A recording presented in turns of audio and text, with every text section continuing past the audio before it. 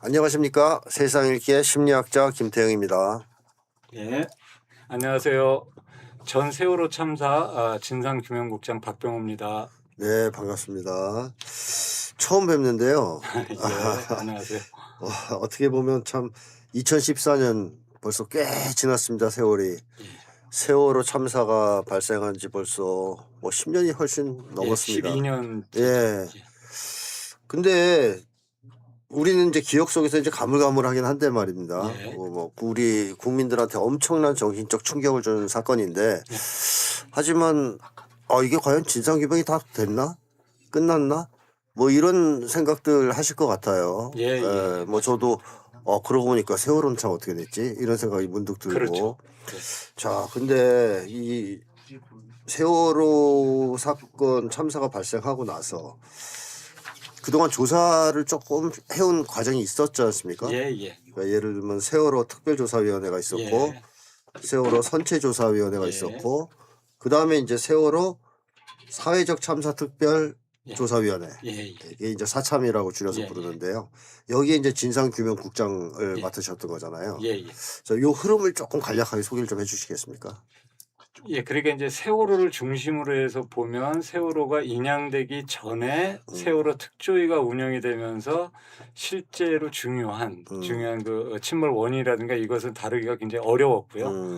그 다음에 세월호가 인양이 되면서 이제 바로 선체조사위원회가 구성이 돼서 결론적으로는 침몰 원인이 내인이냐 아니면은 외력이냐. 그래서 열린한 내인설, 열린 이 두 개로 이제 압축이 됐는데 최종 표결 결과 3대3. 표결 결과. 전원위에서 3대3 표결 결과 나와서 내인설과 외인설이 동시에 보고서로 찍히는 초유의 사태가 발생을 했고 그러면은 거기에서 이제 어떤 쟁점들이 있을 거 아닙니까? 그렇죠. 가장 핵심적인 쟁점 두세 가지 정도를 사회적 참사 조사위원회가 조사해 줬으면 좋겠다. 그리고 저희들 입장에서도 당연히 그거를 후속 조사를 해야 되는 거고요. 그래서 그것을 이월받아서 그걸 조사하는 부분을 굉장히 중점적으로 저희들도 침몰 원인 조사를 하면서 조사를 했었습니다. 네, 뭐 세월호 특조위는 참고상 박근혜 정권 때 만들어졌기 때문에 충실한 조사를 하기가 좀 어려웠다고 봐야 되고, 선체조사위원회는 기간이 좀 짧았고, 그렇죠. 그래서 이제 본격적으로 세월호 참사에 대해서 조사를 한 것은 문재인 정권 시기 이 사참위가 만들어지면서부터다, 이렇게 볼 수 있겠네요. 예, 그렇게 보시는 게 맞을 것 같습니다. 네, 그게 2019년 2월 달? 그걸 발족돼서 보니까 이게 끝났어요. 2022년 9월 달에 끝났습니다. 근데 지금 2026년이잖아요. 그럼 그 이후에는 조사가 어떻게 되고 있습니까?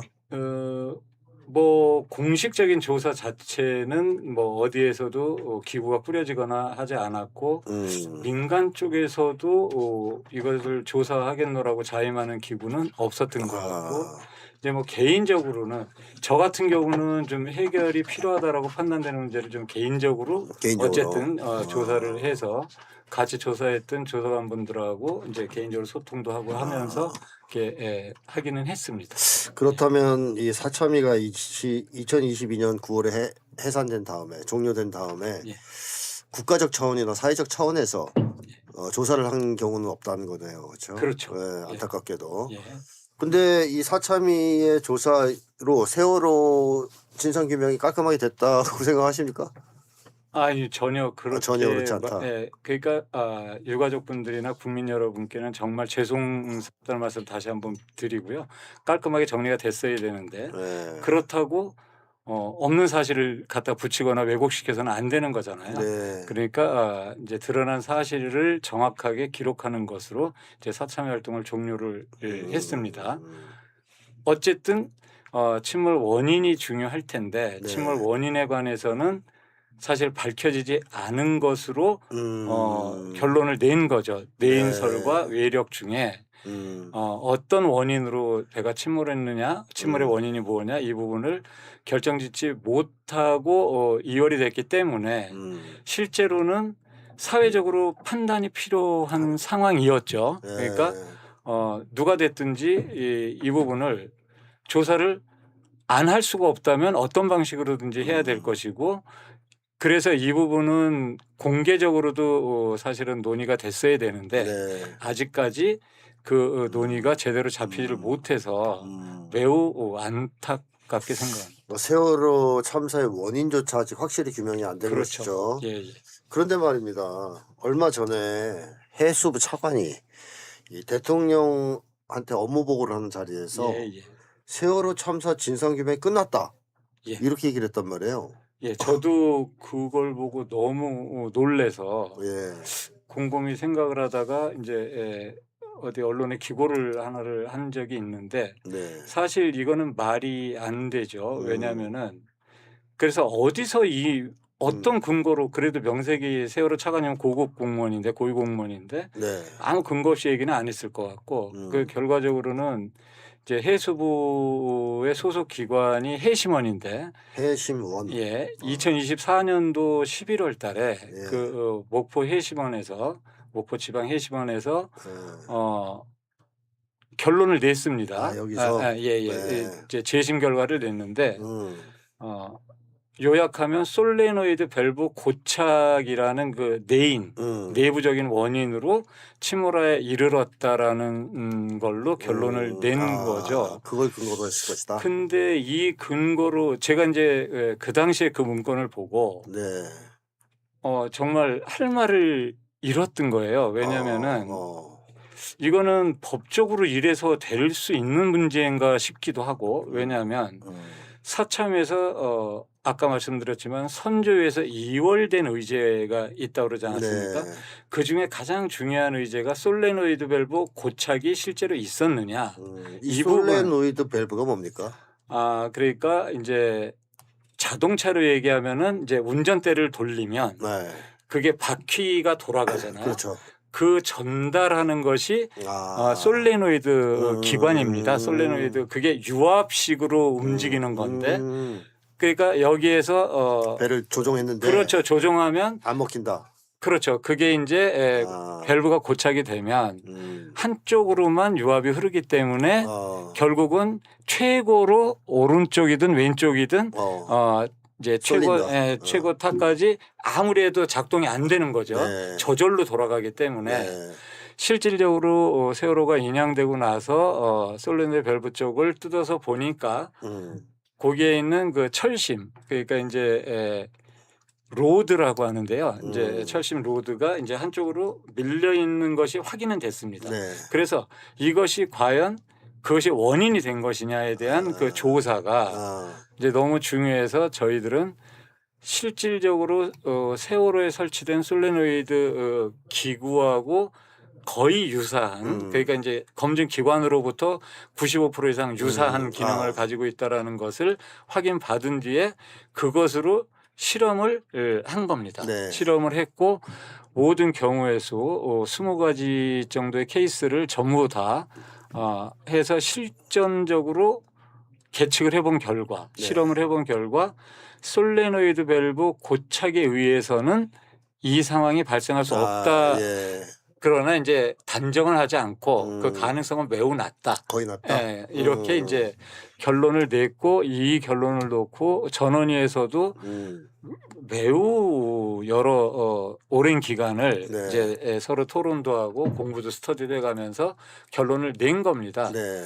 그러면은 그 결론을 그 나와 있는 결론을 네. 목포 해심원이 가져다가 그냥 우리는 기각을 시켰는데 그걸 가져다 썼는데 그 쓰는 그 과정을 본인들이 기술한 내용으로 보니까 전혀 새로운 게 없어요. 새로운 걸 밝힌 게 없다. 새로운 거를 뭐 밝히거나 사실은 해심원이 저희들 조사하는 기관이나 그 이전 조사 기관에 현장 조사를 했다라는 저는 보고를 들은 적이 없어요. 그러면 결국 문건만 보고 그리고 본인들이 결론을 이미 내놓고 필요한 것만 갖다 썼다는 사실은 얘기밖에 안 되는 거거든요. 그렇게 해서 결론을 조용히 내놓고 그걸 근거로 해서 해수부 차관이 대통령 면접 보고 자리에서 끝났다. 이렇게 끝났다라고 단언 선언하듯이 그렇게 얘기하는 것은 저는 있을 수 없다고 생각을 하죠. 자, 뭐 여기서 이제 해심원이라고 하면 목포 지방 해양 심판원을 얘기합니다. 그렇죠. 예. 요게 뭐 법정이라고 볼 수 있습니까?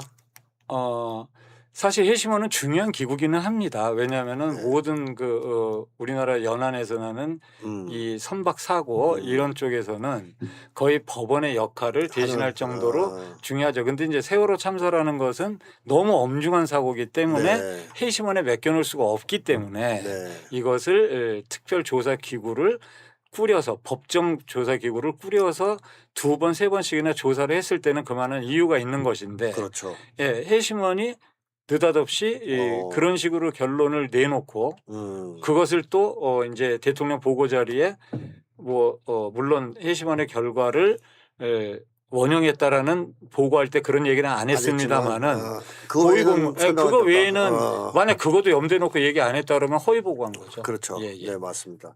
그러니까 결국 그거네요. 해수부의 산하기관이 해심원이고 소속 기관이라고 표현하는 게 맞을 소속 것 기관. 같습니다. 예, 예. 해수부 소속 기관에서 내린 결정. 그렇죠. 뭐 어떻게 보면 대법원 이런 건 아니고 그렇죠. 그런 것은 사실상 최종 결정권은 없다라고 봐야 되는데 그렇죠. 그 내용을 가지고 뭐 그걸 근거로 했는지는 알 수 없으나 어쨌든 해수부 차관이 세월호 참사 진상규명 끝났다라고 얘기한 것은 잘못된 것이다. 네. 이렇게 얘기해야 되겠습니다. 예, 예. 자, 2022년에 이제 사참위가 종료가 되는데 예. 그때 전원위원회에서 침몰 원인을 두고 위원들과 조사국 사이에 뭐 갈등이 있었다, 좀 심각했다 이런 얘기가 있었는데요. 그 이유가 뭐였을까요? 예.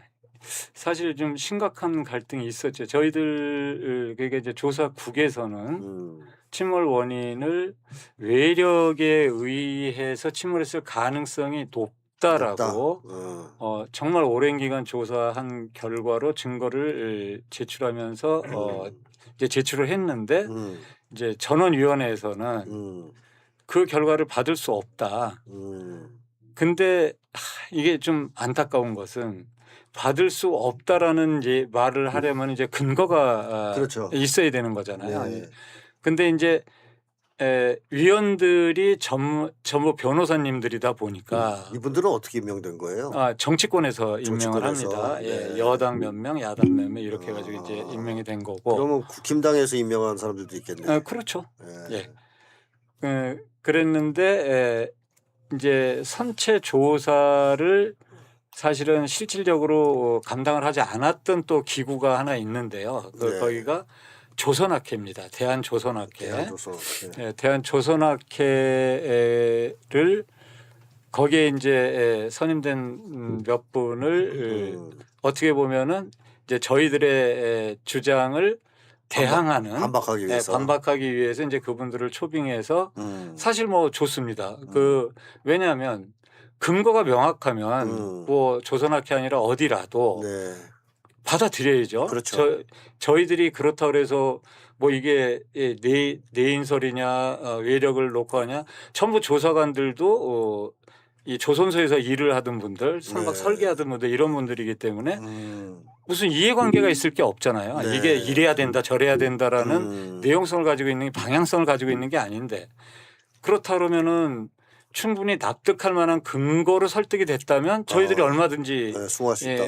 수긍하고 또 꺾을 수 있을 텐데 사실은 전혀 단 하나도 저희들이 수용하기 어려운 내용으로 몇 차례에 걸쳐서 그런 갑론을박을 하고 근 4, 5개월을 그러는 바람에 후속 조사를 더 해야 되는 기간을 사실은 많이 까먹어 버렸습니다. 얼마 그렇게 길지도 않은 기간인데 한마디로 근거 없이 그냥 무조건 당신들 쪽에 그 결론은 못 받겠다. 그러니까 이제 예를 들면 이런 겁니다.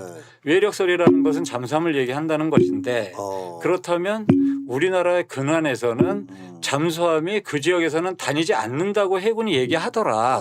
내가 아는 해군이 아니 이렇게 얘기를 하시면 그러면은 저희들은 아니 그게 아니고 그 우리나라 같이 서해안 남해안의 이런 수심에 잠수함이 못 다니는 거라고 하면 잠수함이 뭔 필요가 있을까 싶어요.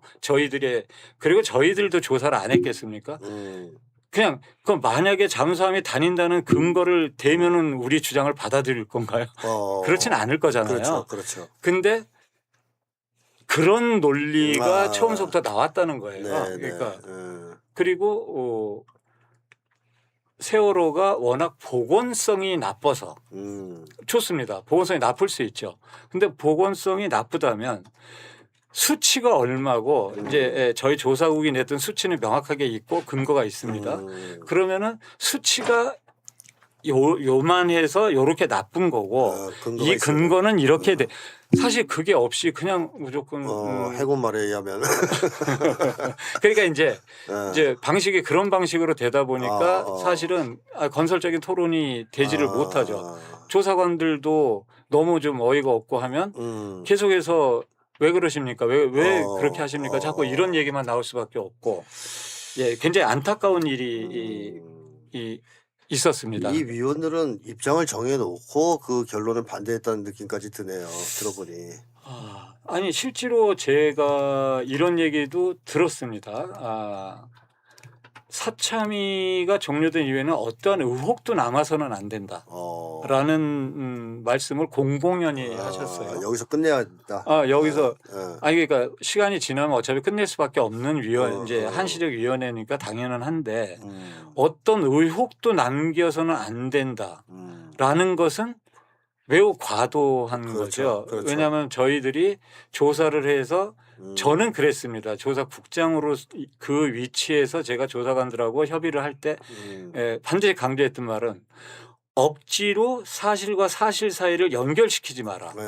사실은 사실대로 놔둬야 된다. 우리가 다 밝혀야 된다라는 욕심이다. 그것은. 그리고 이 뒤에 우리 다음 분들이 또 조사를 할 때 정확하게 지점해서 조사를 할 수 있도록 팩트 그러니까 사실이라고 판단되는 것들을 연결이 안 되더라도 그렇게 놔둬야 된다. 절대 그것을 연결시키기 위해서 의식을 동원해서는 큰일 난다. 예, 이건 참사기 때문에. 예. 그럼에도 불구하고 어쨌든 근거 없이 계속 반대하면서 그거 이제 갈등이 심했다는 것인데 그렇다면 그 당시 그 조사국 침몰 원인에 대한 조사국 조사 결과가 있었을 거 아닙니까? 그렇죠. 그게 어떤 겁니까? 저희들은 외력의 가능성이 크다라고 조사가 됐습니다. 뭐 물론 잠수함입니다. 지금은 정확히 말씀드린 외력의 가능성이 높다. 예. 그리고 물론 그 가능성이 높은데 만약에 저희들이 시뮬레이션까지 그 당시에 밝혔으면 그러니까 잠수함과 세월호 사이에 어떤 역작용이 있었기 때문에 이런 현상이 벌어졌다까지 저희들이 밝혔으면 매우 높다거나 아니면은 단정을 할 수 있었을 텐데 그 당시에는 거기 시뮬레이션까지는 사실은 저희들도 확정을 짓지 못했어요. 왜냐하면은 저희 지금 외력설과 그렇지 않다라고 하는 분들 사이에 가장 큰 이슈가 뭐냐면 외력이라면 잠수함이 충돌을 했거나 어쨌든 접촉이 있었다는 건데 펑크가 나지 않지 않았느냐 세월호에 배에 한마디로 파공이 크게 있거나 이런 부분이 없는데 왜 자꾸 외력이라고 하느냐라는 데 대해서는 저희들은 어느 정도 답을 찾았어요. 그 부분은. 그러니까 큰 파공이 아니라 이제 약 선미 쪽으로 그러니까 선수에서 선미가 있는데 이 뱃머리에서 배 제일 뒷부분까지 한 3분의 2 지점되는 그 외판에 거기가 이제 이 핀 스테빌라이저 경납고가 있습니다. 핀 스테빌라이저라고 하는 이 핀이면 날개잖아요. 이제 지느러미. 그러니까 이제 큰 배에는 이 지느러미 같이 이렇게 3m 정도 되는 게 나와서 중심을 잡아주는 게 있어요. 이제 롤링하지 않도록. 그것을 집어넣는 경납실이 있거든요. 그 이제 컨테이너 2층 복층 컨테이너처럼 그 방에다가 이제 이 피난전기를 집어넣었다 뺐다 하는데 그 피난전기실에 강하게 찍힌 점이 나와 있고 그 찍힌 점을 중심으로 해서 덴트라고 합니다. 이게 딱 굽혀져 구부러져서 들어갔고 그 힘 때문에 대각선으로 찢어진 부위가 있어요. 세월호가 그렇군요. 찢어져 있는데 이 부분을 저희들 조사 결과로는 이것이 외력과 접촉한 흔적이다. 네. 그리고 실제로 저희들은 아직까지 그것을 반론으로 받을 만한 부분은 없었습니다. 예. 반박할 만한 증거가 반박할 만한 부분은 이미 저희들 조사할 때 또 자문위원님들이 계시거든요. 이제 선체조사위원회에서 내인서를 주장하던 그런 분들도 같이 자문을 해주시고 했는데 그때 사실은 그분들의 반론을 저희들이 받아들일 수가 없었던 상황이었어요. 그러니까 그거는 과학적으로 말씀드릴 수 있는 거니까 나중에 시간이 되면 하는 것으로 하고 어쨌든 접촉한 흔적도 확인이 됐고.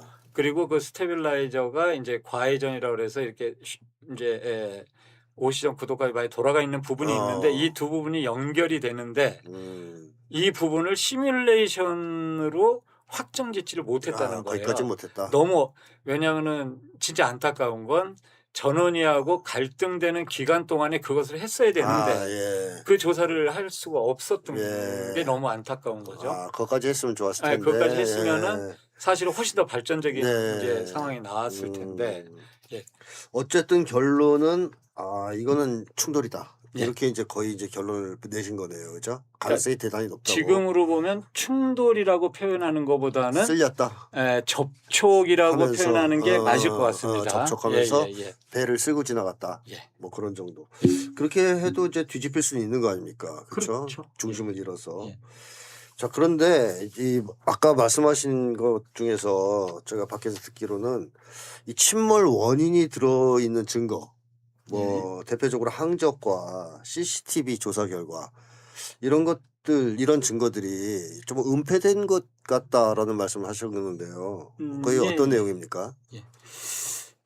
복잡하지만 간단하게 이제 말씀을 드려야 되는데 이 항적과 CCTV는 침몰 원인을 그대로 다 담고 있는 증거이기 때문에 중요하다고 판단을 했던 것이고 그 조사 결과로 이 항적이 특히 세월호가 넘어진 것으로 확인이 돼 있는 08시 49분 48초거든요. 48초, 49초에 45도로 이제 넘어졌는데 그때를 담고 있는 항적 부분이 일단 데이터 정합성 조사를 해보면 해수부가 당일날 비어 있었다고 했던 항적 6시간 동안의 항적에 대한 저희들이 전수조사를 했을 때 데이터의 정합성이 안 맞습니다. 그 부분만. 저희들이 이 조사를 어떻게 했냐면 저희들이 확보할 수 있는 그 전차 항적들 그러니까 2014년도 들어서 1월달, 2월달, 3월달 그리고 4월달 여기 있는 항적들을 전수 비교 조사를 했어요.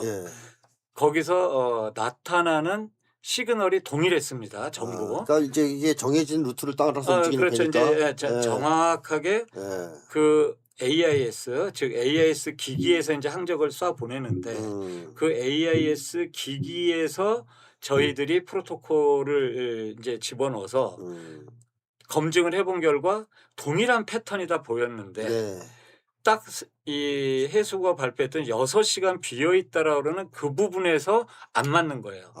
데이터가 튀는 거예요. 그러니까 사고 난 그날만 항적이 이상하다. 그날에 그것도 6시간 비어 있다고 했던 6시간 동안이 안 맞는 것이었고 이것을 저희들이 따로 검증하기 위해서 그래도 우리나라에서 유수의 대학에 계시는 물리학 교수님들이 5분 계세요. 그 5분에게 저희들이 이렇게 조사를 검증을 했는데 이 검증한 것이 어떻습니까? 라고 사전에 검증을 요청을 했고 오히려 그분들이 전원이 가서 본인들이 얘기를 하겠노라. 그래서 의결하는 이 증거조사 결의안을 의결하는 날 참석을 하셨어요. 전부 5분이. 그래서 조사국이 조사한 내용에는 큰 하자가 없다. 이 조사 결과로 과정과 결과가 하자가 없으니 이것은 받는 게 맞다라고 얘기를 했음에도 불구하고 증거조사는 채택도 안 됐어요. 그게 아예 불채택됐어요 그날. 그리고 이제 항적은 그렇고 그 6시간이 사라진 겁니까 그럼?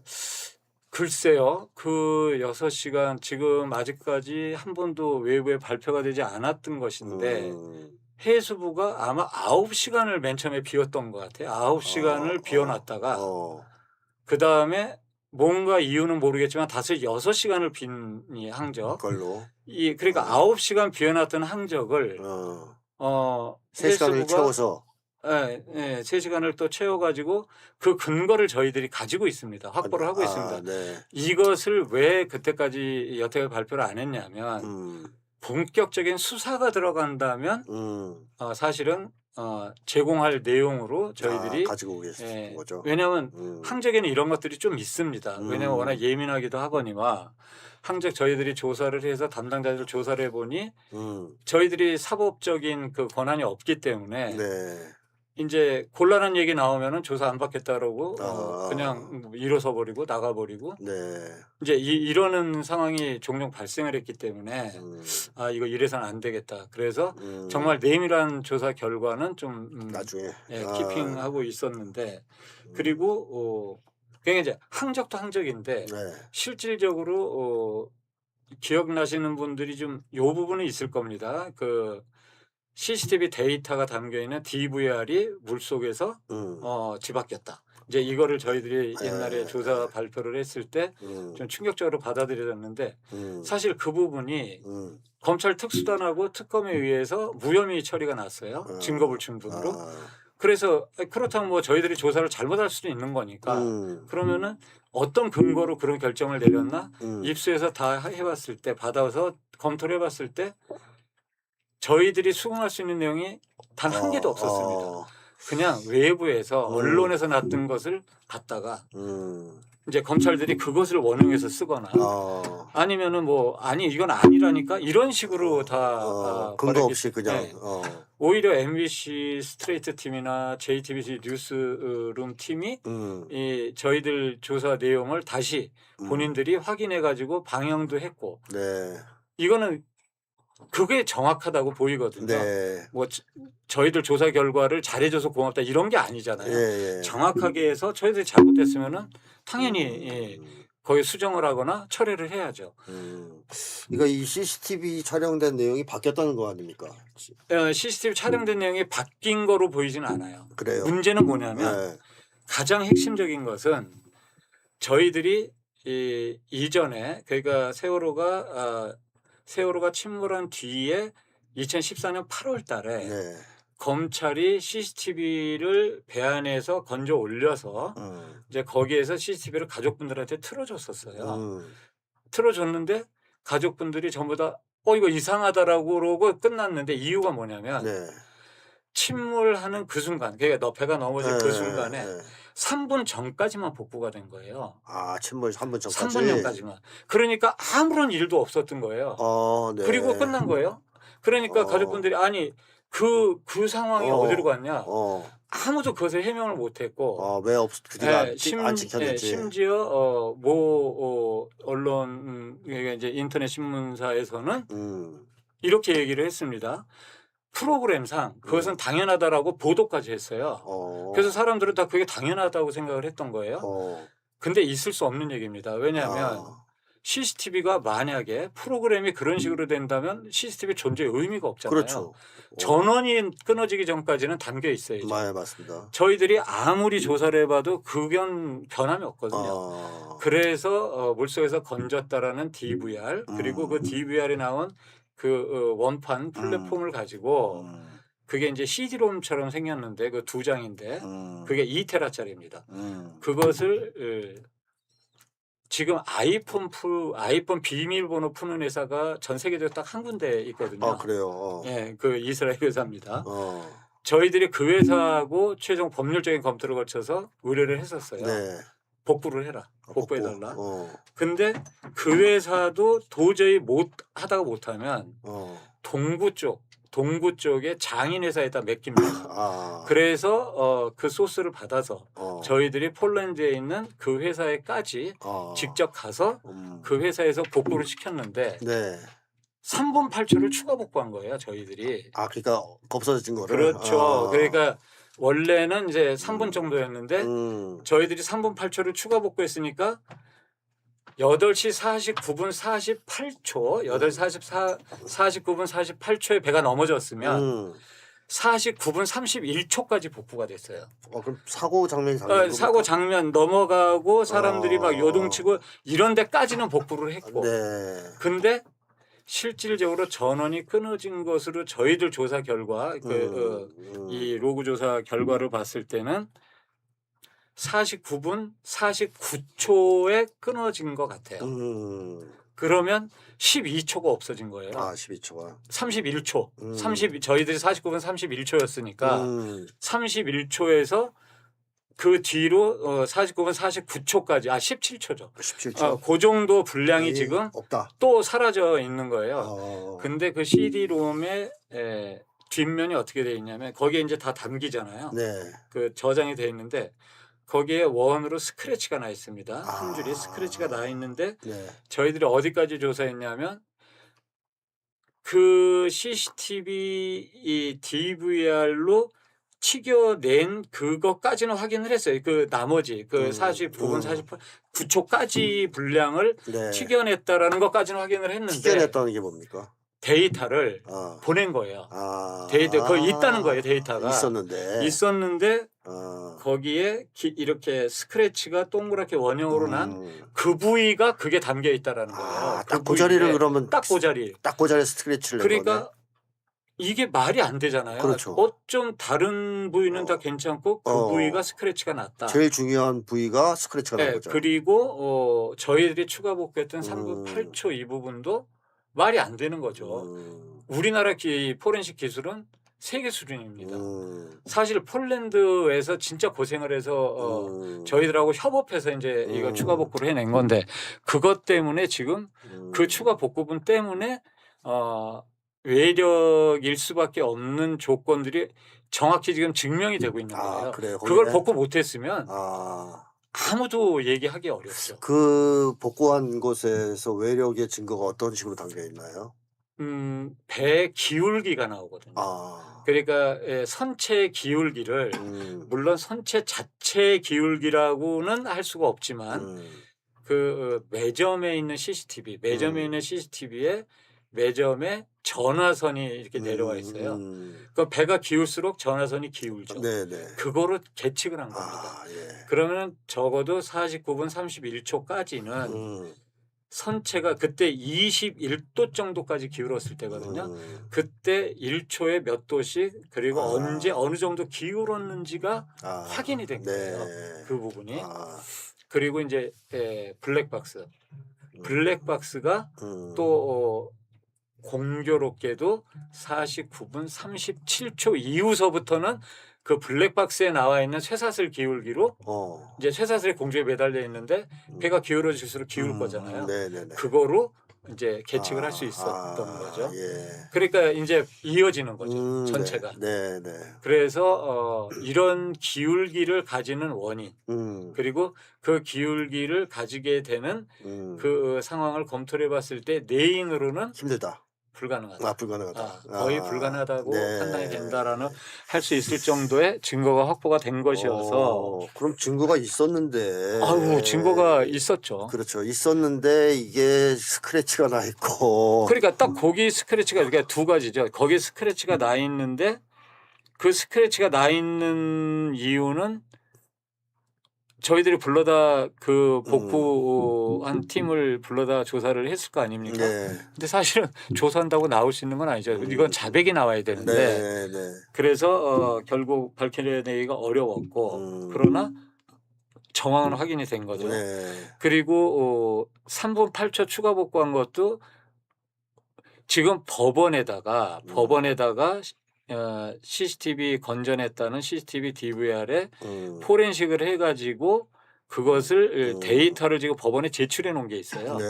그 법원에 제출해 놓은 거에서는 3분 8초가 없어요. 이게 있을 수가 없는 얘기예요. 왜 없었습니까? 그게? 그러니까 그 3분 8초를 저희들은 실력이 없어서 추가 복구를 못했다라고 하겠지만 저희들은 그렇게 볼 수 없죠. 아니 저희들 조사관들하고 그쪽하고 그 폴란드 회사하고 협업을 하면서 했을 때는 얼마든지 알 수 있는 그리고 그것을 뽑아낼 수 있었는데 여기서 못했다? 그거는 있을 수가 없죠.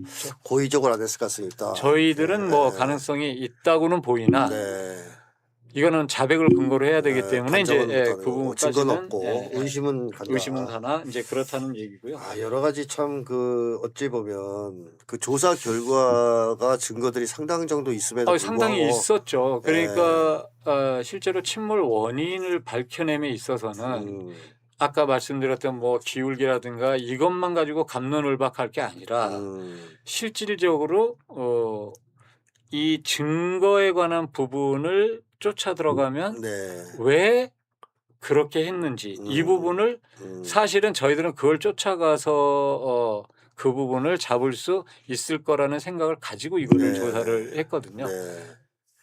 자, 안타깝습니다. 거의 이제 결론에 다다르고 있었는데 안타깝죠. 마지막에 이게 종료가 안 되고 뭐 이러면서 흐지부지 된 게 좀 너무 안타까운데 이 침몰 원인을 추가 조사를 더 해야 되는 거 아닙니까? 그러니까 당연히 해야 된다고 보고요. 이 부분을 만약에 사회적으로 안 하려면 뭐 일단 가족분들이 다 동의를 하셔야 되겠죠. 유가족분들이 침몰 원인은 뭐 중요하니까 그리고 또 사회적으로 합의를 해야 되겠죠. 침몰 원인을 추가 조사를 왜냐하면 지금은 안 밝혀져 있는 상황이기 때문에 이걸 어떻게 할 거냐. 이건 사회적으로 토론이 필요하지 않겠습니까? 사실 이거는 뭐 명확한 상황인데 저는 이런 정도의 상황이라고 국민들이 알게 되면 당연히 추가 조사를 요구할 거라고 예상합니다. 예. 그런데 지금 사실은 정치권에서도 아니면은 사회 진영에서도 세월호 부분은 그냥 안전사고의 어떤 뭐 징표처럼 뭐 상징처럼 물론 안전 의식은 너무나 중요하고 안전해야 되죠. 사회 안전은 너무 중요한데 세월호와 안전은 정확하게 진상규명을 하기 전에 바로 이렇게 붙여서 가기에는 이게 그냥 만약에 배가 정비가 잘못됐고 뭐 선사의 탐욕에 의해서 뭐 과적하고 막 돈 벌라고 이러다가 그냥 배가 스르르 넘어졌다 그러면은 그게 확정적이라면 당연히 이런 안전의식 미비 이 생명에 대한 이 정말 존중 없는 이런 그 사회의식은 다 없어져야 되겠으나 그게 아니라면 그게 아닌지 긴지는 밝혀야죠. 밝혀야 돼. 그리고 나서 이게 논의가 되는 게 맞다고 보입니다. 그래서 어쨌든 이 부분에 대해서는 좀 명확하게 어디가 됐던 저는 나서서 정리가 좀 돼야 된다고 봅니다. 추가 조사 필요하다. 이런 거죠. 자, 그 사참위가 2022년 9월에 종료가 됐지만 그 이후에도 역시 이 사참에 참여하셨던 이 조사국장으로서 개인적으로 좀 조사를 하신 거로 알고 있는데요. 이 사참위가 끝난 뒤 종료 후에 추가로 좀 밝혀진 내용들을 혹시 찾으신 게 있습니까? 저는 내인설에 대해서도 절대 경시하거나 도외시하지 않았습니다. 그래서 일단 내인설이 이게 내인설이 설득력이 있으려면 솔레노이드 밸브 고착에 관한 부분은 저는 정리가 됐다고 보고요. 그다음에 이제 보건성 문제인데 저는 의문이 좀 있었습니다. 그러니까 보건성이 만약에 지금 세월호가 넘어진 자리가 매번 거기를 항행할 때 딱 그 부위에서 우현으로 10도를 꺾어서 제주도까지 내려가는 데거든요. 그러니까 딱 우현으로 10도를 이 변침하는 과정에서 지금 사고가 난 건데 만약에 보건성이 안 좋아서 넘어졌다고 하면 그러면은 당일날 아니면은 4월 15일 날 밤에 출항해서 그러면은 거기 지점에 도달할 때까지 과연 10도 이상 변침한 구간이 있었을까 없었을까? 있었다면 만약에 어디에선가 10도 이상 변침을 했는데 그때 세월호가 뭐 10도 이상 기울었다. 그러면은 그런 결과가 확인되면 매우 보건성이 안 좋은 배라고 봐야 되겠죠. 10도만 변침을 해도 10도가 흔들리면. 그리고 거기에 대한 이전에 그 네덜란드 마린에서 이제 조사한 우리가 의뢰해서 조사한 내용들도 있습니다. 그런데 우리가 안타깝게도 그 구간을 제대로 살펴보질 못했었어요. 근데 제가 이제 차분히 한번 살펴봤는데 8번이 있었더라고요. 그러니까 이제 4월 15일 9시에 출항을 해서 이제 밤 9시에 출항을 해서 이제 다음 날 사고 날 때까지 그치? 변침을 8번 했다. 8번을 10도 이상. 그러니까 어디에선 15도, 어디에선 25도, 네. 어디에선 45도도 하고 그리고 속력은 하나도 변함이 없었어요. 예. 세월호가 15노트 한 번 정도고 나머지는 동일하게 네. 세월호가 넘어졌던 그 속력 그대로 한 번도 줄이지 않고 그 속력 그대로 10도 이상 변침한 구간이 8군데 확인이 됐고 제가 조사할 수 있는 한도 내에서 이 기울기 조사를 해보니까 5도 이상 5도 이상 기운 적이 없어요. 그러니까 사실은 계측상으로 하니까 뭐 2, 3도 정도의 계측이 나올 거지 실질적으로는 거의 배가 흔들리지 않았던 거예요. 네, 변침을 해도. 그렇다면 그 배가 갑자기 사고 지점 그 부분에 와서 갑자기 그렇게 되려면은 네. 뭔가 그렇죠. 거기에 대한 납득될 만한 이유가 있어야 되는데 네. 이것을 보건성으로 설명하기에는 저도 실질적으로 만약에 8구간을 조사했는데 그 구간에서 10도 이상 기울기가 나왔다 그러면은 이거 보건성에 대해서 다시 조사해야 된다라고 생각을 했었어요. 네. 그리고 조사를 했는데 결과적으로는 5도 이상 10도가 아니라 5도 이상 기울었다고 판단되는 구간이 없었기 때문에 네. 이것은 매우 중요한 의미였다. 그러면은 내인설의 가장 중요한 근거인 보건성 문제라든가 솔렌더리 밸브로는 설명이 이제 안 되는 거고 그 다음에는 저희들이 제가 아까 말씀드렸는데 이 저거를 못했었다 그랬잖아요. 시뮬레이션을. 네. 그래서 제가 개인적으로 이제 3D 프린터를 해외 직구를 해가지고 이제 3D 프린터를 사서 이제 세월호하고 아랫 부분하고 동일하게 그 다음에 이제 축소해가지고 잠수함하고 뽑아서 그 시뮬레이션 한번 해봤어요. 네. 해봤는데 지금 저희들이 조사한 결과 내용이 유사하게 재현될 수 있다라는 걸 확인한 거예요. 예.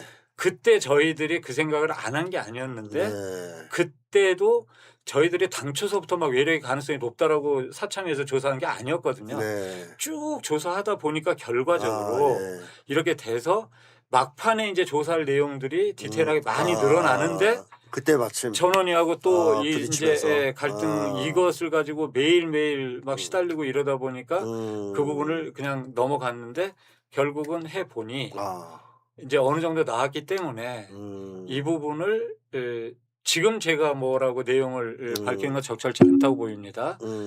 정확한 이제 시뮬레이션 과학적 근거를 가진 시뮬레이션화를 좀 시킨 다음에 그 다음에 좀 얘기할 수 있을 것 같습니다. 예, 요 정도 뭐 있다고 할까요? 참 그 모든 증거는 하나를 가리키고 있고 뭐 조금만 더 파헤치면 진상에 도달할 것 같은데요. 문제는 지금 이 조사가 중지된 거 아닙니까? 지금 개인적으로 하신 거잖아요. 그렇죠. 네, 정부 차원의 조사가 지금 중단된 상태 아닙니까? 그렇죠. 이것은 맘먹기에 따라서는 매우 신속하고 매우 정확하게 저는 결말이 나올 수도 있다고 보여요. 의지만 있다면. 네, 의지만 있다면. 이 과학적인 근거로 해서 이것도 중요하지만 일단은 진짜 원인이 뭐고 그리고 실제로 그 당시 그 상황을 가리기 위해서 은폐를 했는지 안 했는지 이런 부분을 중점적으로 살펴보면 저는 오히려 더 빨리 나올 수도 있다. 하긴 뭐 보니까 지금 조사를 많이 하셨습니다. 그 사참위에서 그리고 이후로도 그렇고 그래서 그런 것들을 기반으로 해서 정말 열심히 조사하면 말씀하신 대로 저는 결론에 금방 도달할 수도 있을 거라고 생각되는데 자 지금 세월호 참사가 벌어진 지 12년이 지나갔는데 뭐 지금 혹시 마지막으로 꼭 당부하고 싶은 말씀이 있다면 제 말씀 중에도 들어 있었습니다만 침몰 원인을 비롯해서 세월호 참사의 진상규명은 사실 제대로 이루어지지 않았습니다. 물론 당시 이 조사를 책임졌던 사람으로서 다시 한번 가족분들하고 국민들께 죄송하다는 말씀을 이 자리를 빌어서 드리고요. 그렇지만 제가 죄송하다고 해서 이 조사가 멈춰져서는 안 된다고 봅니다. 네. 그리고 반드시 이 조사가 다시 이루어져서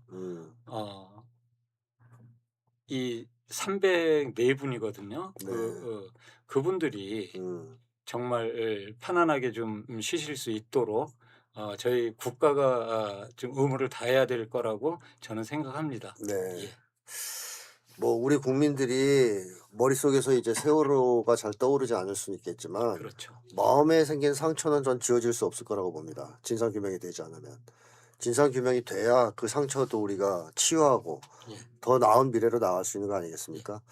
그동안 노고에 많이 감사드리고 아유, 별 말씀. 앞으로 정부가 좀 나서고 국민들이 나서서 세월호 진상규명을 반드시 해낼 수 있기를 기대합니다. 네, 오늘 방송은 이걸로 마치겠습니다. 예, 감사합니다. 10분 뒤에 2부 시작하겠습니다. 아유.